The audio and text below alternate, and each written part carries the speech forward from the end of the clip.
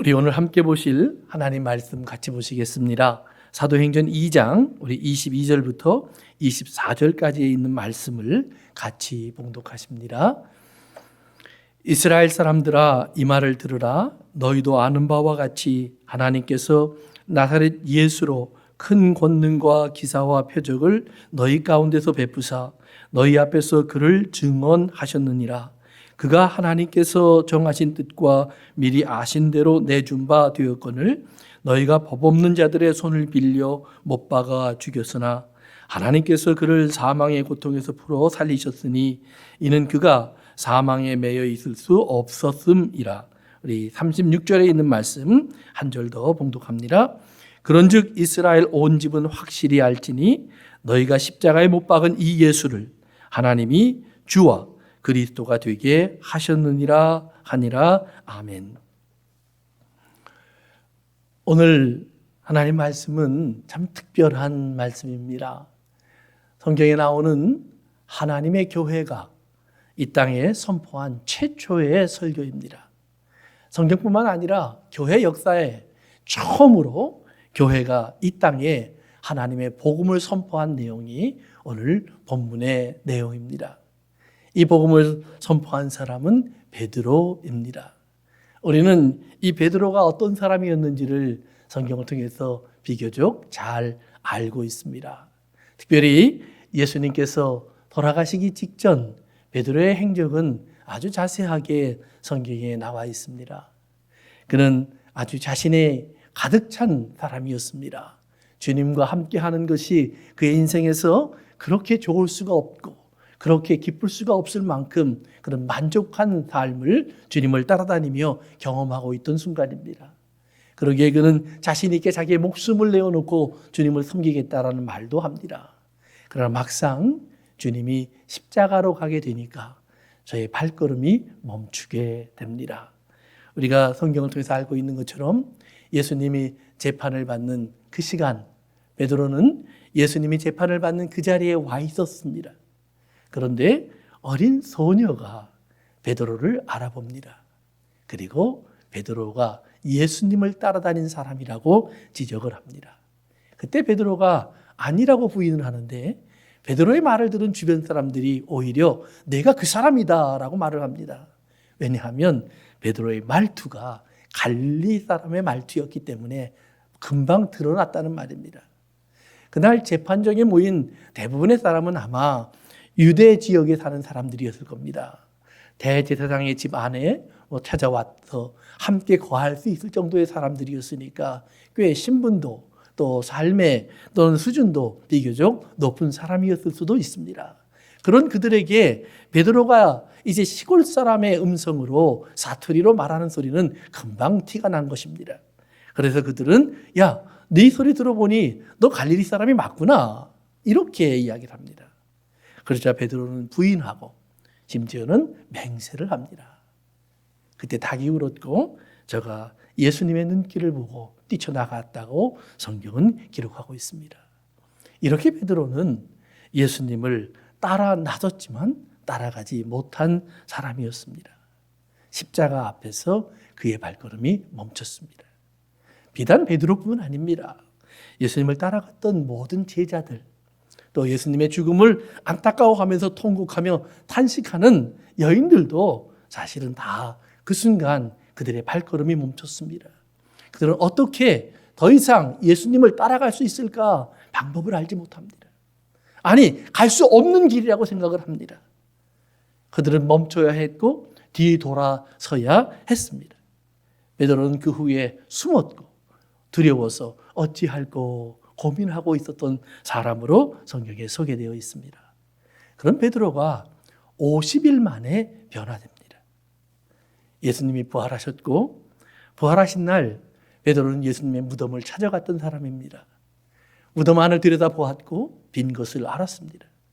그리고 다시 자기가 숨어있던 장소로 돌아갑니다. 그런데 성경은 정확하게 언제 베드로가 예수님을 만나는지는 기록하고 있지 않지만 사도 바울이 고린도전서 15장에 기록한 내용을 보면 또 복음서에서 다른 제자들이 이 베드로의 경험을 이야기하는 걸 보면 베드로는 그 중간 어디선가 부활하신 예수님을 만납니다. 예수님이 베드로를 만나서 무슨 말을 하셨는지, 어떤 모습으로 보이셨는지, 그리고 어떤 일이 있었는지 참 궁금하지만 성경은 그 모든 내용을 감추고 있습니다. 베드로도 그 고백을 하고 있지는 않습니다. 그러나 어쨌든 베드로는 그날 예수님을 만났습니다. 그때부터 40일 예수님이 승천하기까지 누구보다 가장 많이 예수님을 만나고 예수님과 대화하고 예수님과 가까이에서 예수님의 부활을 경험한 사람이 성경은 베드로라고 소개되어 있습니다. 베드로는 이렇게 예수님과 함께 40일을 보내는 동안 그의 삶의 변화를 경험합니다. 처음에는 숨어서 무서워하던 사람이 차츰차츰 밖으로 나오기 시작합니다. 그리고는 자기의 고향으로 잠시 돌아갑니다. 그런데 고향으로 돌아간 베드로에게 예수님이 다시 찾아오십니다. 갈릴리 호숫가에서 예수님은 베드로를 불러내셨고 그리고 베드로가 잡아온 물고기를 함께 먹으면서 그에게 대답합니다. 그리고 질문하죠. 베드로야, 내가 나를 사랑하느냐? 요한의 아들이라고 그를 불러주십니다. 요한, 하나님의 은혜라는 말입니다. 하나님의 선물이라는 말입니다. 하나님의 선물에 아들이 된 너, 내가 나 사랑하니? 베드로는 대답합니다. 네, 사랑한다고 하고요. 사랑하지요, 주님. 많이 사랑합니다. 그러나 주님의 질문이 거듭될수록 베드로는 조금 자신을 잃었습니다. 어쩌면 자기가 주님을 부인했던 일이 기억나는지도 모르겠죠. 베드로가 고백합니다. 주님이 아시잖아요. 그 주님이 아시잖아요 라는 대답을 하는 베드로를 향해 주님은 이렇게 대답해 주십니다. 그래, 내 양을 너에게 맡기마. 내 양을 돌보고 치는 것을 너에게 맡기마. I trust you. 내가 너를 믿는다라는 말입니다. 베드로는 그 음성을 듣고 예수님과 같이 예루살렘으로 돌아왔을 겁니다. 사도행전 시작에서 우리가 본 것처럼 예수님은 승천하시기 전날까지, 그 직전까지 제자들과 함께 계시면서 하나님의 나라 일을 가르쳐 주셨다고 했습니다.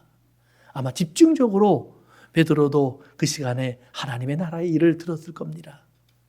그리고 40일째 되는 날 예수님이 감난산으로 제자들을 데리고 올라가셨습니다. 오늘은 무슨 경험을 할까? 그런데 갑자기 하늘에서 천사들이 내려와 예수님을 모시고 올라갑니다. 처음 보는 광경에 입을 벌리고 바라보는 베드로와 제자들의 모습을 보고 천사들이 말을 합니다. 왜 이렇게 쳐다보고 있니? 너희들이 할 일은 이미 주님이 말씀하셨잖아. 예루살렘으로 돌아가. 그리고 기다려. 주님이 가시면 주님이 아버지로부터 받아서 너에게 보내준다고 한 것이 있어. 그 선물을 기다려. 이 음성을 듣고 성경에 보면 제자들이요 찬송하고 기뻐하며 돌아왔다. 40일 전 숨어있던 사람들이 오늘은 찬송하는 사람이 되어서 사람들 앞에서 오고 갔다는 말입니다.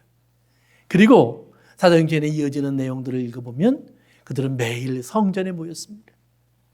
낮이면 성전에 모여서 주님의 약속하신 것을 기다리는 시간을 가졌습니다. 밤이면 자기들끼리 함께 머무는 마가 요한의 다락방으로 돌아가서 그곳에서 떡을 떼기도 하고 쉬기도 하고 함께 기도하면서 주님의 약속을 기다렸습니다. 그리고 50일째 되던 날 우리가 이미 살펴본 것처럼 오순절 날 성령님이 그들에게 임했습니다. 베드로는 신기한 경험을 합니다. 소리가 들렸고 불꽃이 각 사람 머리 위에 있는 것이 보였습니다. 어쩌면 내 머리 위에도 있나? 이렇게 만져봤을 겁니다. 그런데 아마 만져지진 않았을 것 같아요. 그러나 옆에 있던 누군가가 베드로에게 고개를 끄덕여줬을 겁니다. 너도 있어. 그러면서 갑자기 그의 입에서 이상한 말이 시작이 됩니다. 배워본 적도 없고요. 뜻도 모르는 말입니다. 방언이라고 소개되어 있는 말이 그의 입에서 쏟아져 나오기 시작합니다. 근데 신기한 거는 그 말의 뜻을 베드로는 이해하기 시작합니다. 하나님의 놀라운 일. 어떤 일일까요? 한두 번 말씀을 전하면서 우리가 서로 나눠봤기 때문에 추측할 수 있을 겁니다. 제 생각에는 하나님의 구원을 이야기하면서 마치 예수님께서 엠마오로 가던 제자들이 믿지 못하자 그들에게 하나님의 말씀에 인자가 이런 고난을 받고 영광에 들어가야 한다고 되어 있지 않니? 아마 그런 이야기도 포함됐을 수도 있습니다. 또 예수님의 부활을 약속하신 음성이 들렸고 그 부활이 하나님의 말씀대로 이루어진 사실을 그가 본 것을 기억나게 했을지도 모릅니다. 또 부활하신 예수님께서 승천하시면서 약속한 일도 이루어질 것이라고 했고 지금 자기가 경험하고 있는 일이 바로 그 약속이 이루어져서 자기가 경험하고 있다고 하는 사실을 깨닫게 된 것일 수도 있습니다. 그는 성령으로 새방언을 말하면서 이 놀라운 일을 경험합니다. 아마 한편으로는 좀 당혹스럽기도 했을 겁니다. 놀라기도 했을 겁니다. 그러나 신기하기도 했을 겁니다. 그의 마음은 여러 가지 마음으로 이렇게 가득 찼을 겁니다. 성령의 경험을 공식적으로 기록해놨던 몇몇 위대한 사람들의 이야기를 살펴보면 우리가 추측해 볼 수 있습니다. 무디 같은 사람은 시카고 대화대로 교회를 잇고 어떻게 다시 재건할까 고민을 하며 뉴욕 시내 거리를 걷고 있었습니다. 거리를 걷던 그에게 하나님께서 어느 날 찾아오셨습니다. 길가를 걷다가 그는 성령의 경험을 하고 그는 다시 시카고로 돌아와 복음을 전합니다. 그는 이렇게 그의 경험을 말합니다. 그 전에 전했던 내 복음과 오늘 전하고 있는 내 복음의 내용에 다른 것은 없다. 그런데 다른 것이 생겼습니다. 돌아오는 사람들이 생겼다는 말입니다. 하나님께서 일하시는 것을 그는 보기 시작합니다. 찰스 피니, 조나단 에드워드, 위대한 사람들의 고백들에 보면 자기가 만난 하나님의 성령의 경험을 이야기합니다. 성결교회에서 우리의 신앙운동의 출발점으로 삼고 있는 요한 웨슬레도 그런 고백을 합니다. 비록 저가 열심을 가지고 선교사의 생활을 했었을지라도 경험하지 못했던 하나님의 평강을 그는 경험합니다. 하나님의 사랑을 경험합니다. 하나님의 권능을 경험합니다. 더 이상 부인할 수 없는, 그리고 그렇게 할 수밖에 없는, 전할 수밖에 없는 자기의 입술로 자기가 경험한 그 하나님의 큰 일을 고백할 수밖에 없는 사람이 되었다고 그는 말하기 시작합니다. 그리고 그의 사역을 통해 많은 사람들이 주님 앞에 돌아오는 이야기를 합니다. 저 개인적으로도 제가 주님을 만났던 순간들을 기억합니다. 예수님을 영접하겠다고 손을 들고 나갔던 시간, 기도하며 성령님이 내게 임재하기를 사모했던 순간, 그리고 나도 모르는 사이에 내 삶 속에서, 내 마음 속에서 차오르고 있었던 하나님의 성령의 충만케 하심의 경험, 그리고 발걸음을 옮겨 복음을 전하는 사람이 되겠다고 내 삶의 길을 바꾸게 된 여정, 그 어느 것 하나 내 스스로 간 발걸음이 없었습니다. 50일 전 예수님을 부인하고 숨어 있었던 베드로가 50일 이후 어느 날 이런 성령의 경험을 하면서 그 자리에 다운돼 있어서 그들을 똑바로 바라보며 말하기 시작하는 것처럼 제 삶 속에서도 하나님께서 그렇게 말할 수 있는 용기와 그 말을 내 입에 담아주기 시작한 것을 경험했습니다. 사랑하는 성도 여러분, 오늘 베드로는 이 놀라운 경험을 통해 그의 입을 벌리기 시작합니다. 성령이 말하게 하심을 따라 새 방언을 했다. 거기까지는 자기가 한 것은 아닙니다. 성령을 그가 임재를 경험하면서 성령님이 그를 충만하게 그를 사로잡으면서 그를 그의 가슴 안으로 끌어안으니까 자기도 모르는 사이에 자기의 입에서 자기가 생각하지 않았던 일들이 시작됐다는 말입니다. 그 경험 속에서 그는 잠시 어쩌면 황홀감을 느꼈을 수도 있습니다. 그런데 곧 이어 사람들의 소리가 들려지기 시작합니다. 도대체 이게 무슨 일이냐? 내가 듣는 게 도대체 무슨 말이야? 어떻게 저 사람들이 저런 말을 할 수 있지? 그런데 누군가 또 말을 합니다. 뭐 가만히 보니까 술 취한 놈들이구만. 아침부터 명절날에 하나님의 성전까지 찾아와서 손가락질하는 소리를 듣는 순간 베드로의 마음이 분연히 일어납니다. 참고 있을 수 없습니다. 잠잠할 수 없습니다. 교회의 첫 설교는 이렇게 시작이 됩니다. 사랑하는 성도 여러분, 잠잠할 수 없는 소리가 우리 속에 있어야 합니다.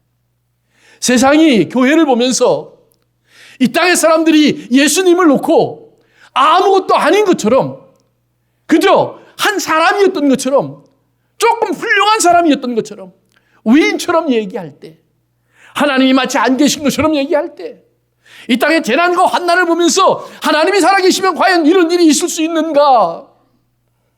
하나님은 죽으셨다고 말을 할 때, 아니 교회들이 정말로 이 땅에 살아서 하나님의 교회로서 자기 몫을 다했으면 이런 일이 있었을까?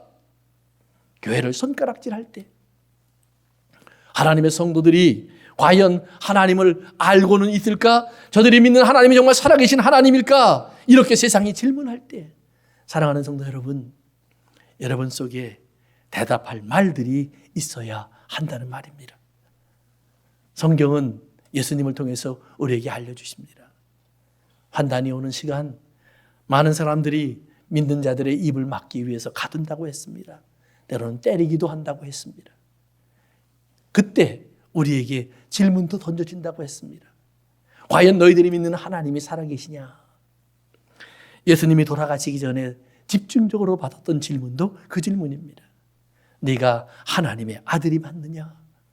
내가 메시아가 맞느냐? 그때 예수님은 그렇게 대답합니다. 네가 말하였도다. You said so. 네가 말하고 있잖아. 내가 말한다고 믿지는 않을 거야. 그러나 내가 그 사람이 맞아. 결과는요, 죽습니다. 결과는요, 오히려 하나님을 망령되이 일컫는 자라, blasphemy, 손가락질을 당합니다. 저주받은 자로 취급됐습니다. 가차없이 버릴 아무것도 아닌 하찮은 쓰레기처럼 취급됩니다.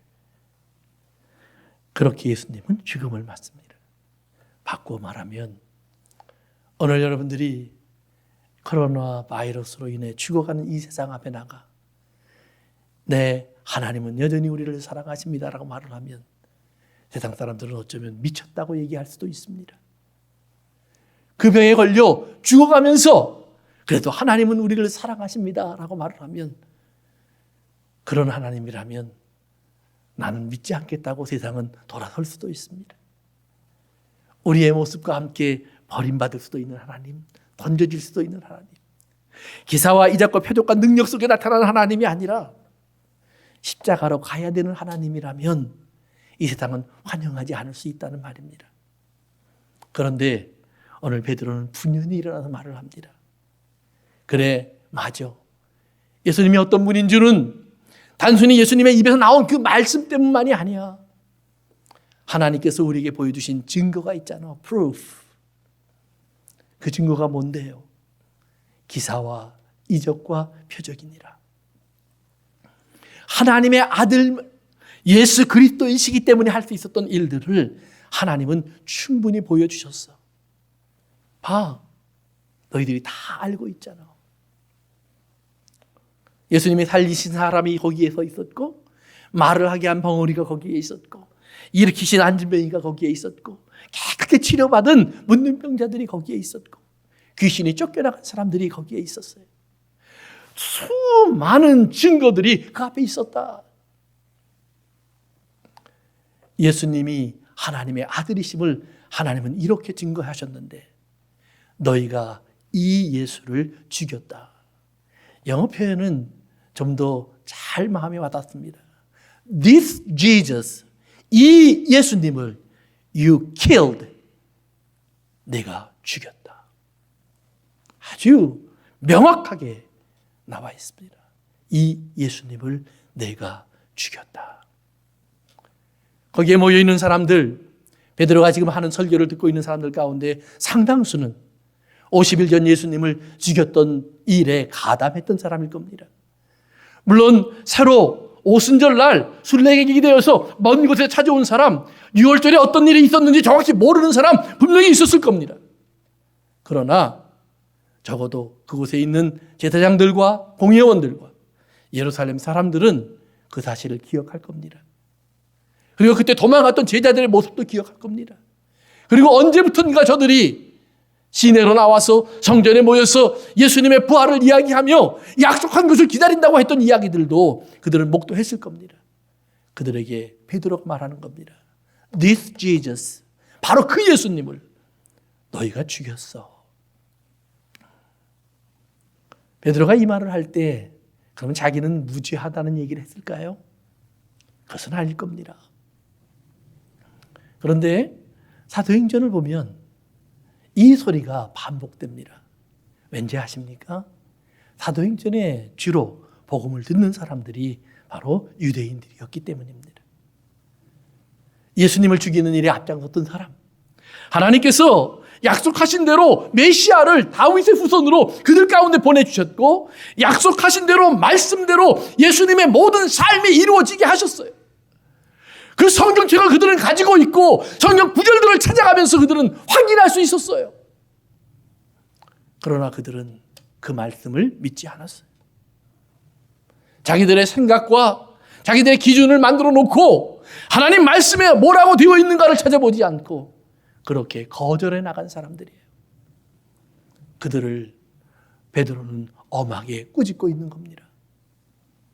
후에 너희가 죽인 예수라는 말은 이렇게 유대인들에게만 적용된 말로 끝난 것이 아니라 바울의 서신을 통해서 또 요한의 글을 통해서 그리고 유다와 베드로 자신의 글을 통해서 이제는 우리를 위해서 죽으신 예수님이라고 또한 나와 있습니다. 그래서 베드로는 예수님을 너희가 죽였다라는 말을 할 때 그 말을 덧붙여줍니다. 정하신 대로 그리고 미리 아심을 따라. 예수님의 죽음이 일어났는데 그거 우연히 일어난 것 아니야. 하나님께서 이미 그 일을 예정하셨어. 언제요? 장세 전부터. 사람이 있기 전부터. 여러분과 제가 만들어지기 전부터 하나님은 예수님이 이런 일을 만나야 한다는 사실을 미리 정해 놓으시고 우리를 만드셨다는 말이에요. 그 정하심이 없었으면 우리는 지옥에 던져질 사람이에요. 존재할 이유가 없는 사람들이에요. 무가치한 사람들이에요. 그런데 하나님이 정해놓으신 그 십자가가 있기 때문에 우리는 존귀한 사람이 되는 거예요. 죽음에서 사망에서 생명으로 옮겨 놓으셔야 되는 하나님의 사랑의 대상이 되는 거예요. 하나님께서 어떤 값을 치르고라도 우리를 버릴 수 없는 소중한 사람으로 우리가 되는 거예요. 하나님이 사람을 왜 만드셨을까? 성경은 사랑이라고 말을 합니다. 우리는 그 사랑을 다른 데서 찾지요. 욥의 이야기를 통해서 우리는 우리가 찾고 있는 사랑의 이야기를 살펴볼 수가 있습니다. 구약에 보면 욥기라는 성경이 있는데 욥은 우리가 생각하는 모든 복을 가지고 있었던 사람입니다. 좋은 가정, 부부, 자녀들 행복했습니다. 부귀 영화 다 가지고 있었습니다. 건강도 누리고 있었습니다. 아무것도 아쉬운 게 없습니다. 그때 사단이 말을 하지요. 저러니까 하나님 사랑한다는 말을 하지요. 하나님이 그 욥을 시험할 것을 허락하십니다. 욥의 모든 것을 빼앗깁니다. 그때 다 잃어버린 욥이 끝없이 찾는 것이 있습니다.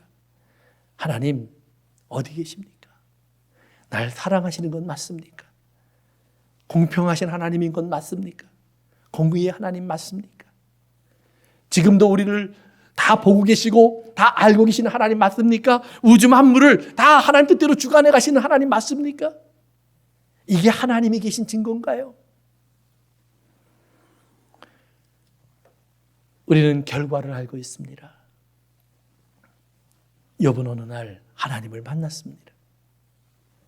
하나님이 I love you 이래서 만난 것이 아닙니다. 내가 너를 너무 사랑하는데 잠시 잊어버리고 있었어 이래서 만난 것도 아닙니다. 나는 오늘도 내 할 일을 하고 있고 나는 오늘도 내 자리에 있고 오늘도 나는 내 뜻대로 모든 것을 운영하고 있어. 하나님은 그 말만 하셨어요. 그런데 욥은 거기에서 하나님의 사랑을 깨닫습니다. 사랑하는 성도 여러분, 오늘 그것을 다 설명할 수 있는 시간은 없습니다. 그러나 우리가 알아야 됩니다. 하나님이 지금 거기에 계신 그 모습, 우리가 지금 어떤 일을 당하고 있든지, 어떤 어려움을 당하고 있든지, 어떤 환난 속에 있든지, 어떤 고통 속에 있든지, 어떤 시험 속에 있든지 꼭 기억하세요. 그것이 하나님의 말씀에 기록되어 있는 대로라면 하나님은 우리를 사랑하시는 것도 맞습니다. 그러한 일이 있어야 하겠다라고 말씀하신 하나님께서 또한 말씀하십니다. 그래서 나는 너희를 사랑해. 그럼에도 불구하고. 그리고 그 사랑을 너희에게 주기 위해서 내가 사랑을 표현한 방법이 십자가야. 왜냐하면 십자가의 사랑은 너희들이 말하는 그 모든 불행과 고통과 아픔과 탄식과 눈물에서 너희를 구원하고 너희에게 새로운 생명을 주고 너희에게 영생을 주는 내 지혜이기 때문이야.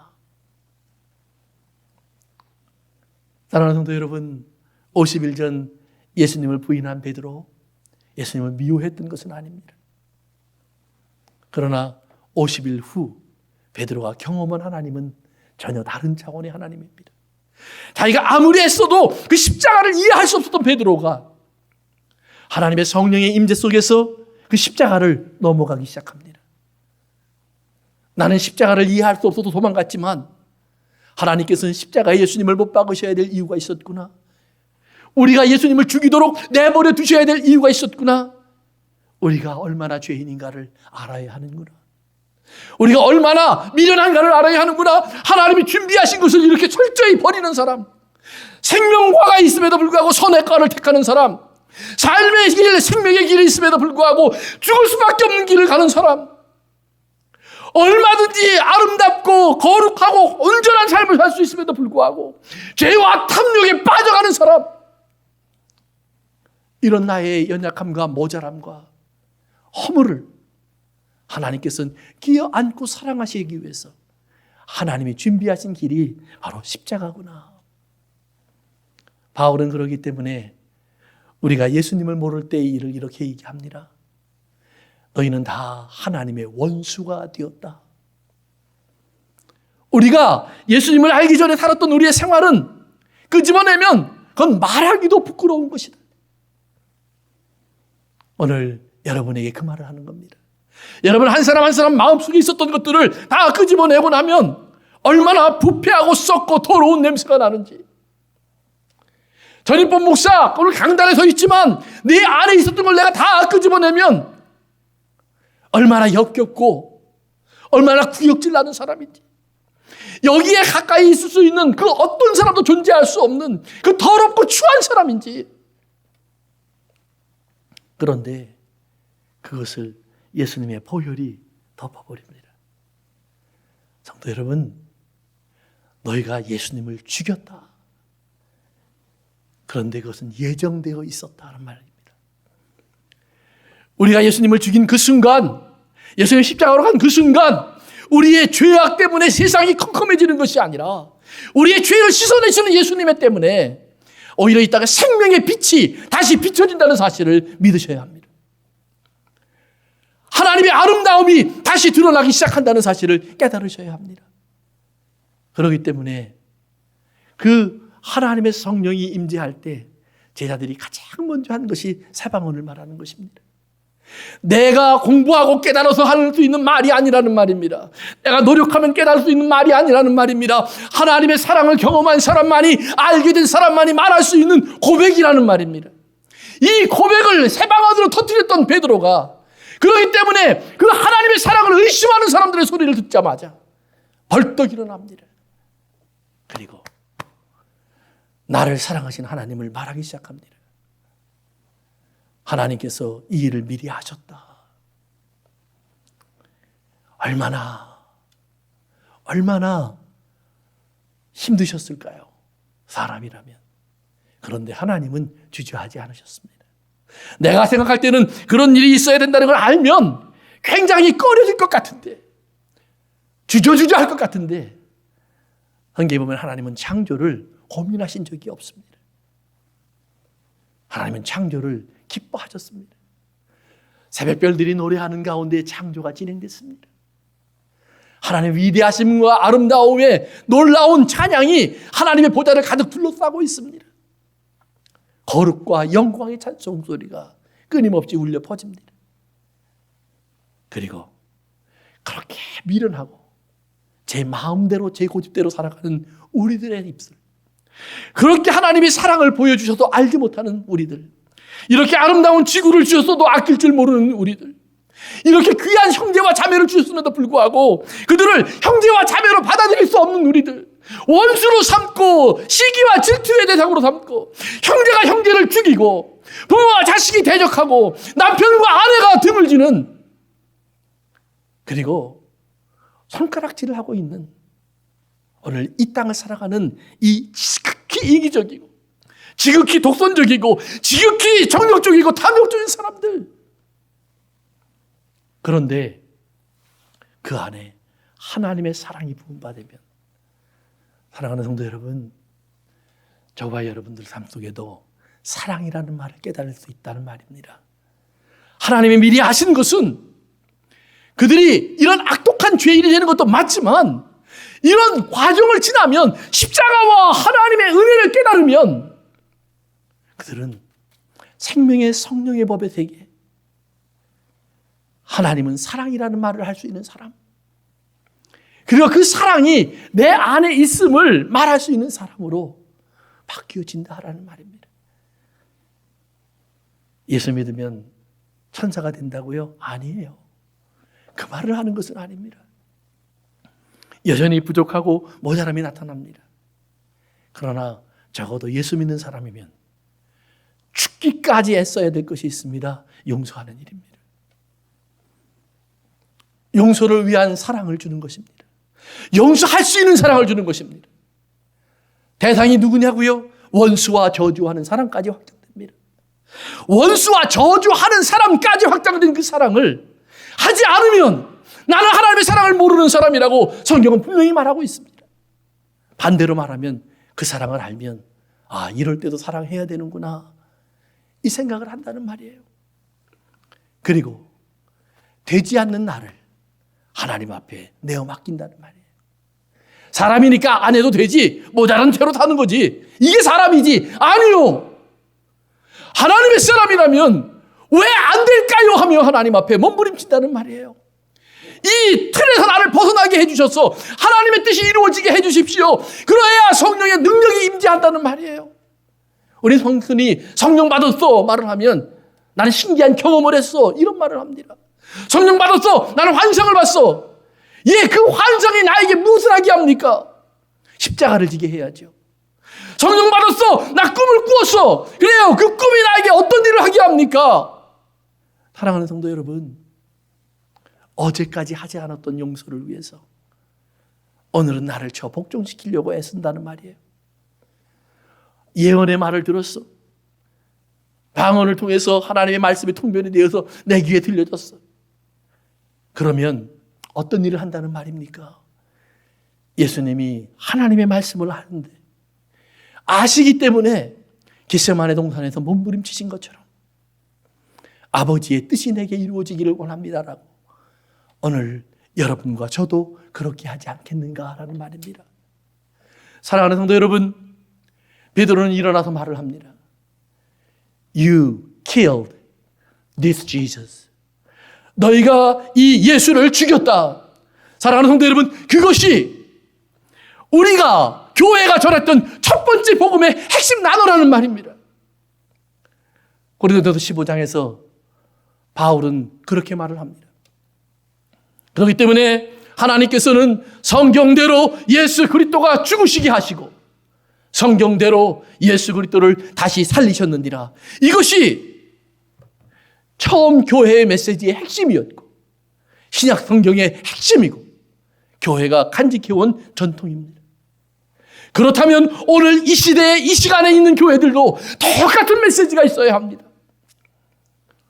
베드로가 이 땅을 그러한 이야기를 듣고 혼돈과 무질서 속에서 탐심과 탐욕 속에서 죄악 속에서 살아가는 자들, 예수님을 죽이고도 버리고도 뻔뻔하게 그들이 하나님을 사랑한다고 착각하는 사람들, 자기의 선택이 옳다고 믿고 있는 이런 혼돈 속에 있는 사람들 앞에 서서 너희들은 그 예수를 죽이는 사람이야. 그런데 하나님이 그분을 다시 살리셨어. 하나님이 다시 살리신 예수님을 만나야 돼. 근데 어떻게 만나요? 고린도서 15장에서 바울은 말합니다. 예수님이 나타나시고 나타나셨다. 게바에게, 여자들에게, 사도들에게, 그리고 많은 무리들에게, 그리고 맨 마지막에는 팔짝둥이 같은 나, 이런 지극히 모자라고 교회의 원수였던 나 같은 사람에게도 나타나셨다. 사랑하는 성도 여러분, 믿음은 내가 얻는 것이 아니라 그분이 내게 주는 것입니다. 그래서 오늘 이 설교를 마친 베드로가 우리가 어떻게 하면 좋겠습니까? 라고 묻는 사람들에게 해답을 줍니다. 너희가 회개하고 예수님의 이름으로 세례를 받아.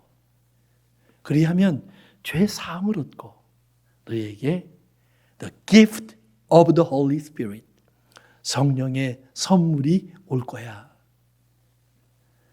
여기서 착각하면 안 되는 것 하나 있습니다. 성령님 자체가 우리가 마음대로 가질 수 있는 선물이 아닙니다. 성령님이 주시는 선물이 있다는 말입니다. 성령님이 주시는 선물. 마치 예수님을 통해서 하나님의 성령님을 통해서 이제는 우리에게 주시는 무언가가 있다는 말입니다. 그 확신, 그 믿음, 그 생명, 그 호흡, 그 평안, 그 안식이 있다는 말입니다. 사랑하는 성도 여러분, 교회의 처음 설교가 이렇게 소개되고 있습니다. 50일 전 십자가도 넘지 못했던 베드로가 일어나 외치고 있습니다. 예수님의 죽음을 어떻게든 막아보려고 했던 베드로가 아니, 예수님이 죽으셨다라고 말하고 있습니다. 그것이 하나님의 뜻이라고 말하고 있습니다. 하나님의 예정이라고 선포하고 있습니다. 그리고 하나님은 이걸 다 알고 계셨고 그 일을 허락하고 계시다고 말하고 계십니다. 그런데 그 일 때문에 우리에게 구원이 온다라고 말해주고 있습니다. You killed Jesus. 그러나 이제 if you repent, 회개하고 돌아서면 하나님께서 예수 이름으로 세례를 주실 것이고 죄 사함이 임재할 것이고 성령의 선물, 안식과 평강이, 위로와 생명이 너희들에게 임재할 것이다. 다음에 나머지 부분을 이어가겠습니다. 사랑하는 성도 여러분, 기억하십시오. 교회의 처음 설교를 기억하십시오. 교회가 영원히 간직해야 될 메시지입니다. 오늘도 선포되어야 될 메시지입니다. 예수님을 죽이고 그리고 이제 그 이후로 이어질 참담한 일을, 교회가 겪게 될 어려운 일들을 성경은 잘 기록해 놓고 있습니다. 그런데 그 모든 일 가운데 서서 오늘 베드로가 말을 하는 겁니다. 하나님은 이 일을 알고 계셨고 이 일을 허락하셨어. 이것이 사랑이기 때문에, 이것이 구원의 길이기 때문에 오늘 우리의 삶 속에 일어나는 모든 일 속에서 오늘 우리가 이 메시지를 잃어버리지 않는다면 COVID-19, 이 참담한 바이러스는 하나님의 진노로서 끝나는 것이 아니라 우리를 구원하는 복음으로 이어질 수 있음을 믿으시기 바랍니다. 오늘 하나님 말씀하십니다. This Jesus you killed. 하나님이 이 예수를 다시 살리셨습니다. 그리고 주님은 말씀하십니다. 이제 내가 너희에게 성령을 보내주리라. 다 같이 기도합니다.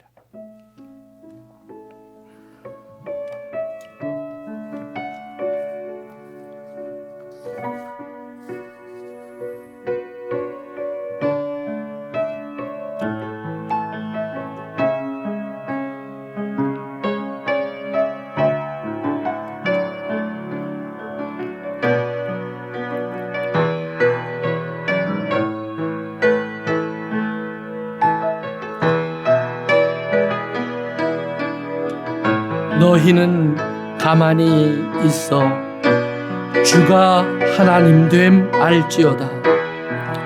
열방과 세계 가운데 주가 높임을 받으리라.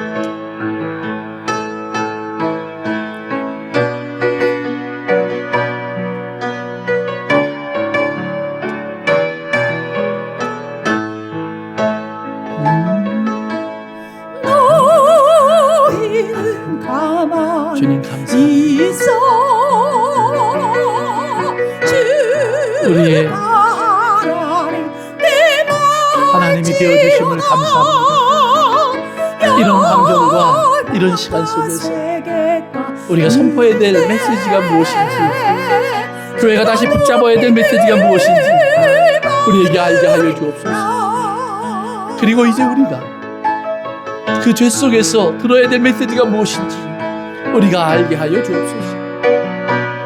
우리가 빼앗은 것이 아니라 주님이 주신 것이고, 우리가 죽인 것이 아니라 주님께서 허락하신 것이고, 그리고 주님이 다시 살리셨다. 이제는 하늘에 오르사 하나님 보좌 우편에 앉아 계신 아버지께로부터 받아 우리에게 보내주신 그 성령으로 말미암아 이제 우리가 새로운 생명을 갖게 하옵소서. 이제 이 사망을 이기는 힘을 갖게 하여 주옵소서. 사망에 쏘는 것을 두려워하지 않는 사람이 되는 이 위대한 변화를 경험하게 하여 주옵소서. 아버지 하나님, 베드로의 마음에 분연히 떨쳐 일어날 수 있었던 이 메시지가 오늘 우리들의 가슴을 찾아오게 하여 주시옵소서.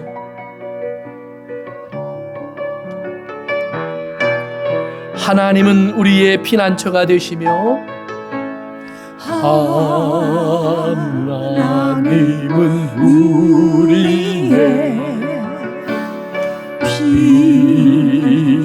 피난처가 되시며 환난 중에 우리의 힘과 도움이시라.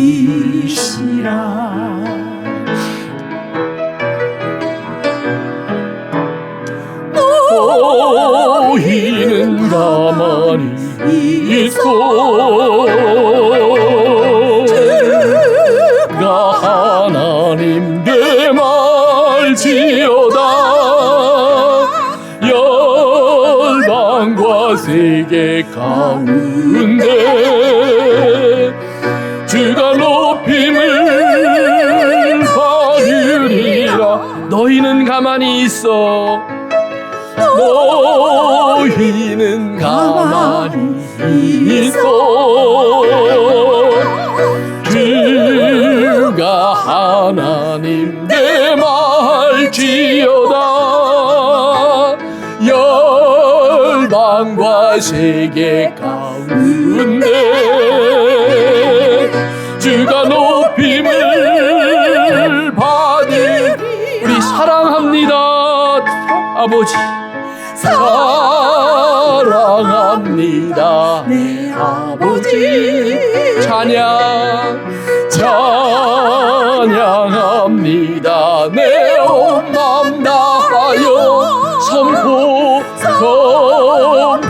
선포합니다. 예수 그리스도 주님 오심을 기다리며 사랑합니다. 사랑합니다. 내 아버지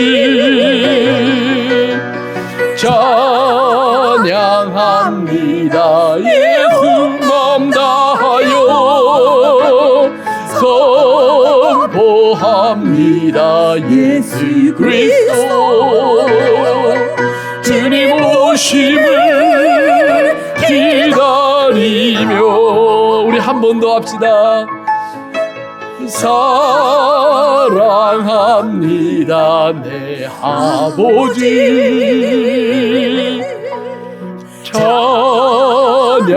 찬양합니다. 온 마음 다하여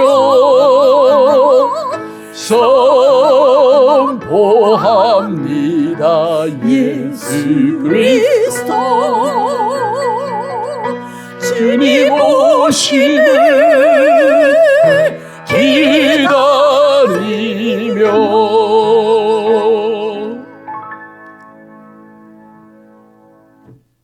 이제는 우리 주 예수 그리스도의 은혜와 하늘아버지의 놀라우신 사랑하심과 성령님의 교통하심이 예배하고 돌아가는 하나님의 모든 자녀들 위에, 그들의 가정과 그들의 삶의 영역 위에 영원히 함께 하시기를 축원하옵나이다.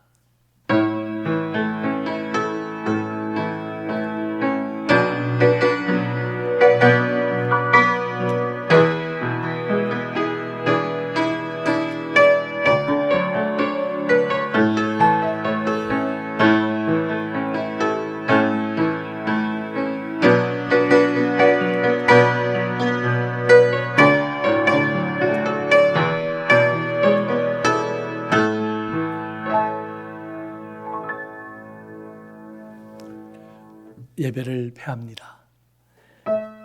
주 안에서 한 주간 평안하시길 바랍니다.